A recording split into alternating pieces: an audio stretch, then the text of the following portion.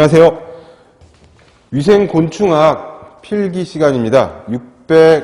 620페이지 필기교재 620페이지 방제용 약재를 펼쳐 놓으시고 잠시 시간을 내서 앞에 썼던 부분을 잠깐 리뷰하고 일정 부분 챕터 1 부분을 후딱 리뷰를 하고 넘어가도록 하겠습니다. 자, 594페이지부터 시작이었는데요.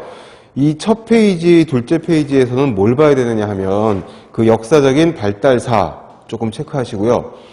나올지 안 나올지는 크게 비중이 있는 부분은 아니지만 과거에 나온 적이 있었다는 거 하고, 그 다음에 596, 597페이지에서는 위생곤충의 분류, 곤충강과 거미강, 거새우강, 진해강 이런 식으로 벌레라고 다 벌레가 아니라 분류가 따로 좀 있다는 거. 그 중에서 곤충강과 거미강이 사실은 가장 많이 다루는 내용이다라고 말씀을 드렸고, 597페이지에서는 그 중에서 이제 바퀴, 파리, 모기 이쪽이 가장 또 메이저급 위생 곤충인데 해충이잖아요.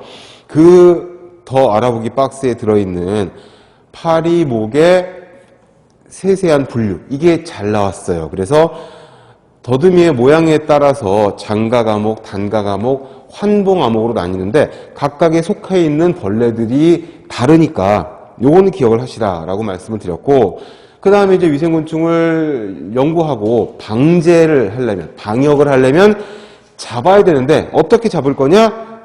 채집 방법이라고 해서 거기 있는 모기 성충을 채집하는 방법, 파리 성충을 채집하는 방법, 그 다음에 잡았다면 혹시 표본 같은 것들을 만들고 싶다면 표본 제작하는 여러 가지 종류들이 598페이지에 있었어요. 그러니까 이제 위생곤충학은 사실 여러분들이 제가 가르치는 다른 과목 중에 하나인 환경위생학보다 더 낯설거든요. 이 과목이 개설되어 있는 학과가 전무하다 보니까 어디 딴 데서 배울 수도 없는 부분이기 때문에 이 부분은 수업 시간에 제가 계속 반복을 해드릴 테니까 같이 보면서 계속 익히는 것이 좋습니다. 자, 598페이지에서 이제 곤충의 외형을 먼저 들어갈 건데, 곤충의 외형은 좌우 대칭형이고, 그건 뭐 생물체가 거의 다 비슷하죠. 좌우 대칭형의 생물들이 제일 많으니까. 그러고 그 곤충은 동물이나 다른 생물과 다르게 어떻게, 얘네들은 껍질 안에 살이 찌는 애들이잖아요. 뭐 새우나 개처럼. 그렇기 때문에 그 껍질의 재질, 그 다음에 입은 어떻게 생겼는지, 머리에는 어떤 것들을 갖고 있는지, 그 다음에 그 안쪽에 소화기계, 배설계, 생식계, 신경계통, 순환기계 이런 것들이 다 일반 생물들이랑 다르기 때문에 그 특징들, 그 다음에 시험에 잘 나오는 건 그거예요. 별거 없어요. 곤충에게만 있는 거, 곤충에게만 있는 특징, 방제 또는 방역을 위해서 하는 방법, 또 약제의 종류, 뭐 이런 것들이 하나 더 뭐라고 말씀드렸어요? 시간마다 반복하는데 위생곤충과 걔네들이 매개하는 질병의 종류.